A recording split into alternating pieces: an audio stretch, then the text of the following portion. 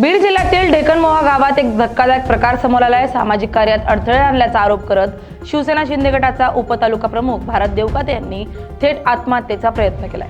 देवस्थान परिसरातील बाबळीच्या झाडाला साडीनं गळफास घेत त्यांनी टोकाचं पाऊल उचललंय। मात्र नियतीनं साथ दिली आणि साडी अर्ध्यातून फाटल्यानं त्यांचा जीव वाचलाय। सध्या त्यांच्यावर जिल्हा रुग्णालयातील अतिदक्षता विभागात उपचार सुरू असून प्रकृती स्थिर असल्याची माहिती आहे। आत्महत्येपूर्वी देवकते यांनी एक चिठ्ठी लिहून तसेच व्हॉट्सअप स्टेटसवर दादा मला माफ करा, शेवटचा जय महाराष्ट्र असा संदेश टाकत काही जणांवर गंभीर आरोप केले। या प्रकरणामुळे ढेकणमोहा गावासह संपूर्ण बीड जिल्ह्यात खळबळ उडाली आहे।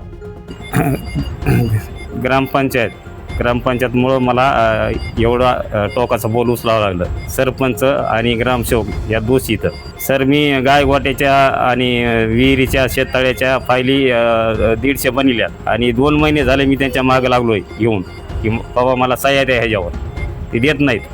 आणि रोजगार हमी आणि 15 वित्त आयोग सर्व भ्रष्टाचार आहे, त्याची सखोल चौकशी व्हावी व ग्रामसेवक व सरपंच तात्काळ निलंबित करावा एवढं मी अनिल दादाला, आणि मी सत्ताधारी शिवसेनेचा उपतालुका प्रमुख आहे सर। आज एवढंच अनिल दादाला आणि शिंदे साहेबाला विनंती, याला तात्काळ निलंबन करावं यांचं। ग्रामपंचायतची जे ते सही पाहिजे होती ही भेटली नाही, मग त्यांनी ताण करून शेतात जाऊन एका रस्त्याने गेले। आम्ही त्यांना खूप शोधलं पण ते सापडलेच नाही आम्हाला कुठं।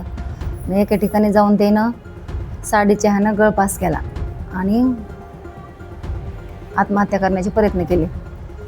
मग माझे नातेवाईक हे पुतणे हे ते सगळे गेले तर ते खाली पडलेले होते, साडीचं पदर फाटून ते खाली पडलेले होते।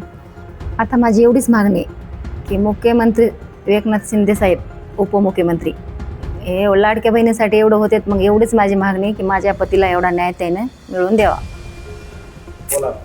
माझे पती आणखी बऱ्याच वर्षापासून शिवसेनेचं काम करतात।